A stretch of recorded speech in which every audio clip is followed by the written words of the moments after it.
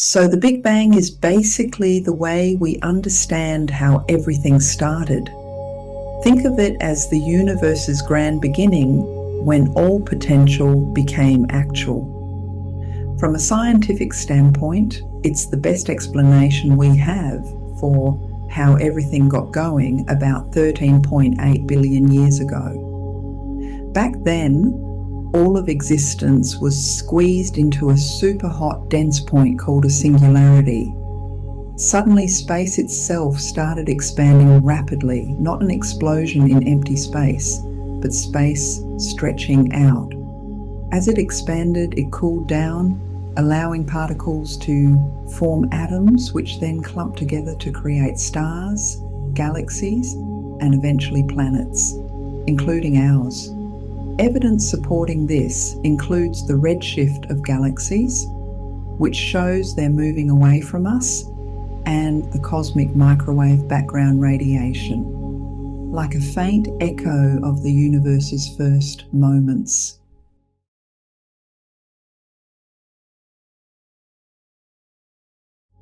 Now, if we look at it metaphysically, some see the Big Bang as a kind of birth of form out of formlessness, the absolute becoming relative. The raw material suggests that the singularity represents a state of pure potential, a sort of mind stuff, waiting to be shaped. It's like consciousness or an intelligent intent at the core of creation. The expansion of the universe is seen as a divine unfolding, a process of differentiation from unity, the universe expressing itself in countless forms. The nothingness before the Big Bang isn't emptiness, but a realm of infinite possibility, where consciousness was dreaming itself into manifestation.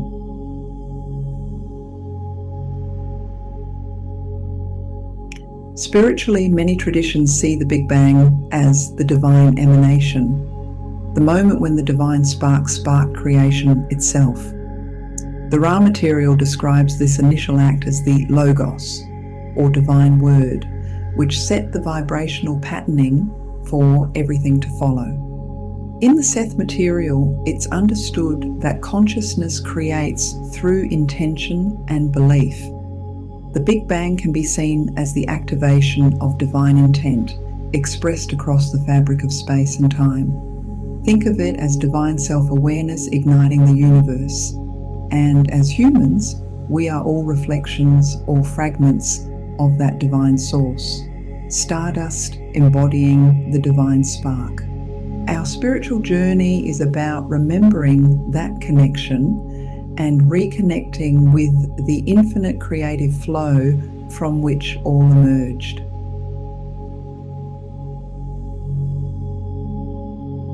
Ancient wisdom traditions echo these ideas, even if their language is poetic or symbolic.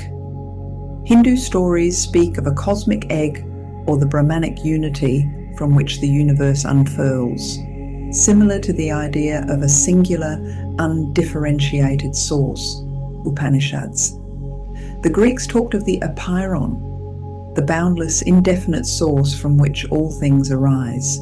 Indigenous stories often describe creation as a dance or a separation from chaos, a story of unity splitting into diversity, capturing the essence of a universal beginning and unfolding process. In the end, whether we look at it through science, philosophy, spirituality, or ancient stories, the Big Bang symbolizes that leap from pure potential into a universe of endless becoming.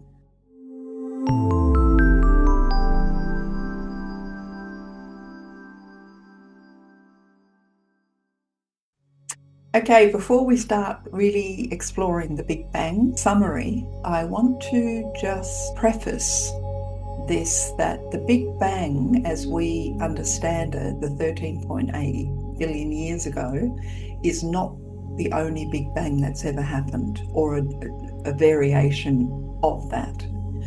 And I will explain that in more detail sort of near the end of the program because it is important to understand what happens when the multiverse is no longer required. If everything has done what it's supposed to do, which we'll talk about in the program, what happens then?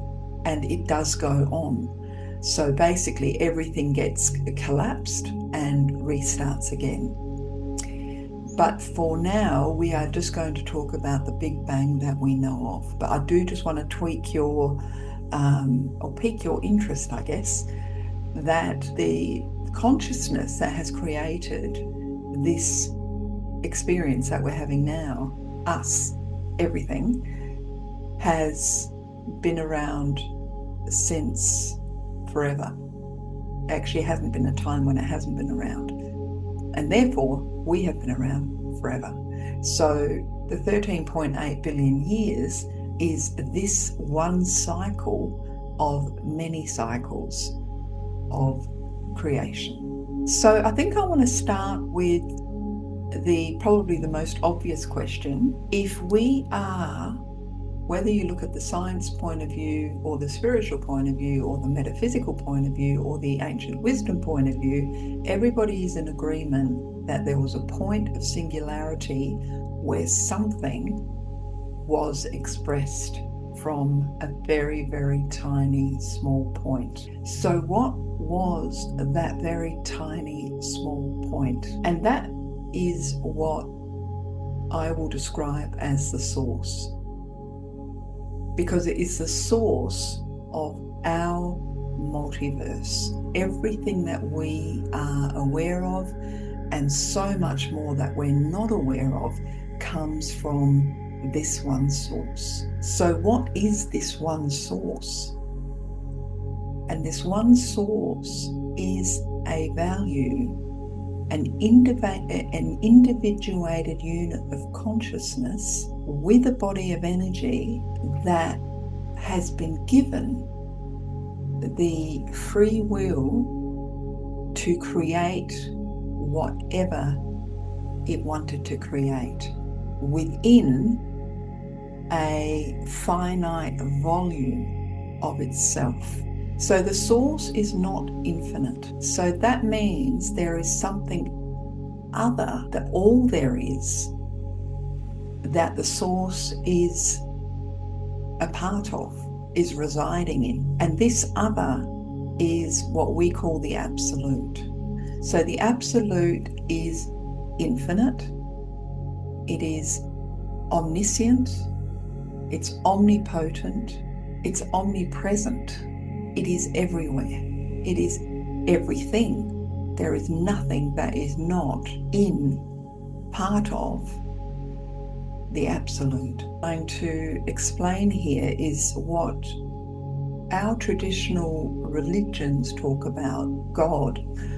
And again, doesn't matter what descriptor you use, they are talking about the source level, but there is actually another level. So we reside within the absolute, within a finite body of energy and dimensions and densities and frequency bands, which I will go into, but it is a finite body. Now, in terms of our understanding, even though it is finite, it would be infinite. We cannot possibly conceive of how large source is. And I'll just give you the quick stat on our physical universe. Our observable physical universe is 93 billion light years in diameter. That's the observable part, and that's only our universe. We exist in a multiverse, so there are other universes within source. And our universe, since we know it's 93 billion light years in diameter, that's only because science can't look beyond what technology allows it to. So it goes on for a lot more. So I guess think of source as in our minds being infinite, but it's not. So source projected some of its consciousness into this volume of energy that it is. And there are trillions and trillions and countless trillions and trillions and trillions of these aspects of consciousness that were projected into various dimensions, densities and frequency bands within its volume. Now, those trillions of aspects are what it's not us, we are a further projection of one of these initial projections, which we call higher selves. So it's now the higher self that can project further aspects into wherever it wants to. Now, it's not just humans that are projected.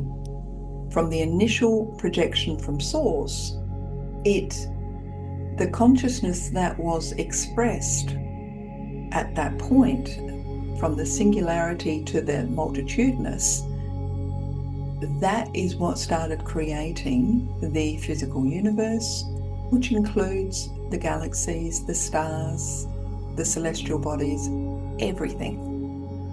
Everything is made up of consciousness. So our star is its own conscious being.